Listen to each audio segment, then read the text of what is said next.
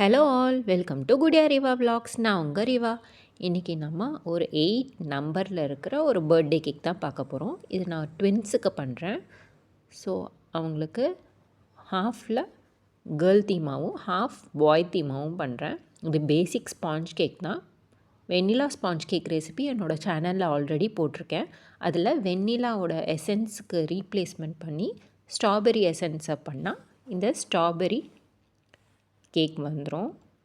So அந்த ரெசிபியோட வீடியோவையும் நான் டிஸ்கிரிப்ஷனில் ஷேர் பண்ணுறேன். ஸோ இந்த சாஃப்ட் ஸ்பாஞ்ச் உங்களுக்கு செய்யணுன்னா அந்த வீடியோவை பார்த்து செஞ்சுக்கோங்க. இப்போ நான் டெக்கரேஷன் வீடியோ மட்டும்தான் நான் இதில் காமிக்க போகிறேன்.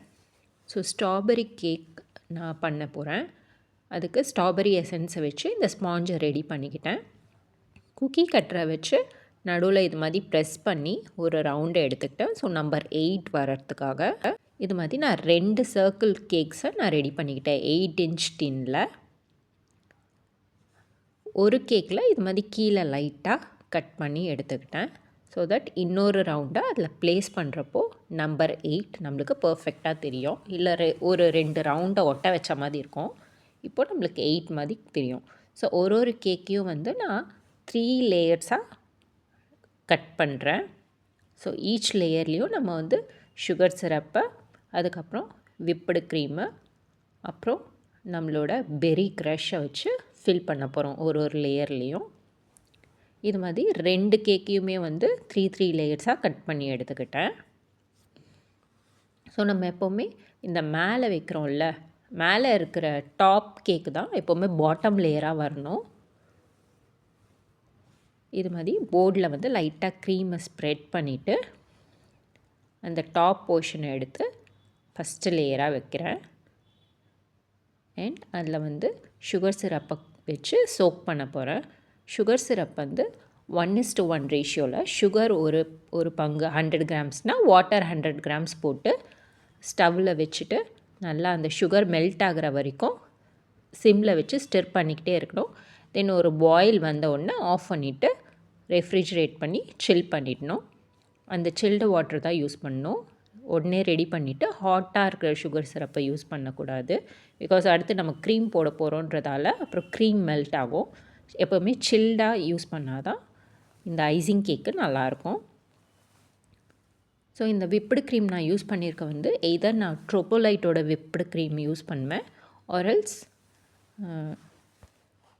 ரிச் கோல்டோட விப்புடு க்ரீமை யூஸ் பண்ணுவேன். ரிச் கோல்டு தான் ஃபர்ஸ்ட் ப்ரிஃபரன்ஸ். அது கடையில் ஸ்டாக் இல்லைன்றப்போ ட்ரோபோலைட்டோட ப்ரீமியம் க்ரீம் யூஸ் பண்ணுவேன்.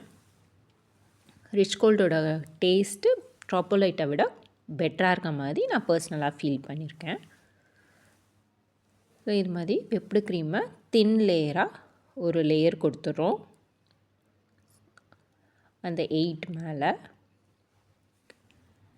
இதுக்கப்புறமா நம்ம பெரி க்ரஷ் யூஸ் பண்ண போகிறோம். நான் மிக்ஸ்டு பெரி க்ரஷ் தான் யூஸ் பண்ணியிருக்கேன். ஸோ அந்த மிக்ஸ்டு பெரி லைட்டாக அதில் சங்க்ஸ் இருக்கும். அந்த பெரிஸு, ஸ்ட்ராபெரி, ப்ளூபெரிஸோட சங்க்ஸ் இருக்கும். மாலாஸ் கம்பெனியோட பெரி க்ரஷ் தான் நான் யூஸ் பண்ணியிருக்கேன். ஸோ அதை ஒரு தின் லேயராக ஸ்ப்ரெட் பண்ணிக்கிறேன். உள்ளேயும் அப்படியே க்ளீன் பண்ணிக்கிட்டே வந்துடணும். பிகாஸ் லாஸ்ட் லேயரில் க்ளீன் பண்ணுறப்போ உள்ளே வந்து டிஃபிகல்ட்டாக இருக்கும் க்ளீன் பண்ணுறது.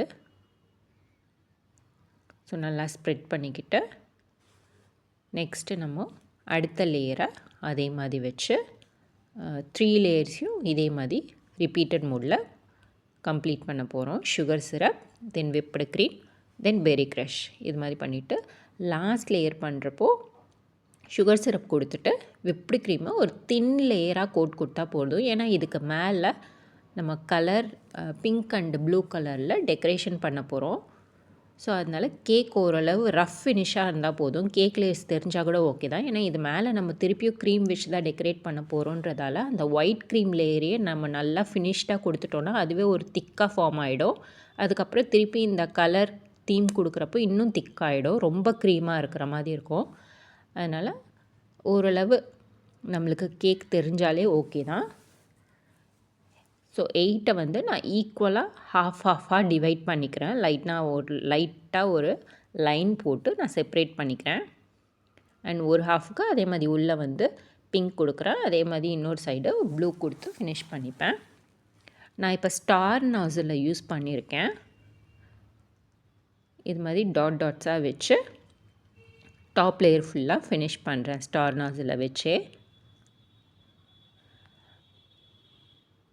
அப்புறம் அந்த ஸ்டார் நாசில் ரிமூவ் பண்ணிவிட்டு ரோசெட் அதோட டிப்பை வச்சுட்டு நான் இப்போது ரோஸ் டிசைன் கொடுக்க போகிறேன். சைட்ஸில் ஃபுல்லாக நான் இப்போ ரோஸ் டிசைன்ஸ் கொடுக்குறேன். ஸோ பிங்க், சேம் பிங்க் தான், கலரை வந்து சேஞ்ச் பண்ணல.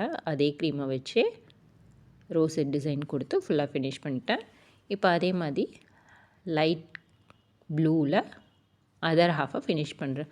எப்போவுமே க்ரீமில் வந்து லைட் கலர்ஸே யூஸ் பண்ணால் பெட்டராக இருக்கும். நம்ம கலர் ஷேட் டார்க் போக போக க்ரீம் வந்து ஒரு மாதிரி பிட்டர் டேஸ்ட் ஆகிடும். அண்ட் சாப்பிட்றப்பவும் நம்ம டங்கில் ஃபிங்கர்ஸ்லலாம் வந்து அந்த ஸ்டெயின் வந்து அப்படியே நின்றுடும். ஸோ எவ்வளோக்கு எவ்வளோ மைல்டு ஷேட்ஸ் போகிறோமோ அவ்வளோக்கு அவ்வளோ ஓகே. அண்ட் இது எல்லாமே இந்த கேக்கில் வந்து பாதி வந்து பிங்க் சைடு ஃபுல்லாக யூனிகார்ன் தீமும் ப்ளூ சைடு வந்து ஆஸ்ட்ரோனாட் தீமும் வைக்க போகிறோம். ஸோ ஒரு பாய் ஒரு கேர்ள் அப்படின்ற டிஃப்ரென்ஸ்க்காக ஸோ ரெயின்போ வச்சுட்டு க்ளவுட்ஸ் வச்சுட்டு அண்ட் ஃபாண்டன்ட்டு விசியான் ஃபாண்டன்ட்டு தான் நான் யூஸ் பண்ணியிருக்கேன். ஸோ ஃபாண்டன்ட்டுமே எனக்கு பர்சனலாக கன்சியூம் பண்ண பிடிக்காது. ரொம்ப சுகரியாக இருக்க மாதிரி இருக்கும். என்னோடய ஃப்ரெண்ட்ஸு அவங்க பர்த்டேஸ்க்கு கேட்டால் கூட இது மாதிரி தீமுக்காக நாங்கள் ஃபாண்டன்ட்டை வச்சு டெக்கரேட் பண்ணிவிடுவோம்.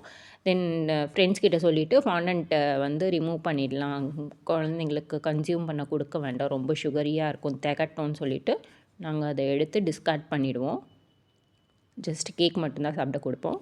அண்ட் இந்த ஆஸ்ட்ரோனாட் வந்து அது டாய் ஆஸ்ட்ரோனாட்டு, கேக் டாப்பராக இருந்தது, அது ஃபாண்டன்ட் இல்லை.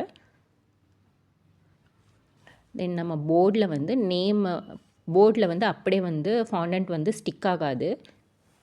ஏன்னா இது ப்ரீவியஸ் டேவே நான் கட் பண்ணிவிட்டு அதை வந்து ட்ரை பண்ணிட்டேன். ஸோ வாட்டர் தடவிட்டு அப்புறம் வந்து அந்த லெட்டர்ஸை வைக்கிறப்போ அது ஸ்டிக் ஆகிடும். இதுதான் ஃபைனலாக ஃபினிஷ் பண்ண கேக்கு. இந்த மாதிரி வீடியோஸ் உங்களுக்கு பிடிச்சிருக்குன்னா நம்ம சேனலை லைக் பண்ணி ஃபாலோ பண்ணி சப்ஸ்கிரைப் பண்ணிக்கோங்க. தேங்க்யூ ஃபார் வாட்சிங் the video. See you all in the next video. Ta-ta, bye-bye.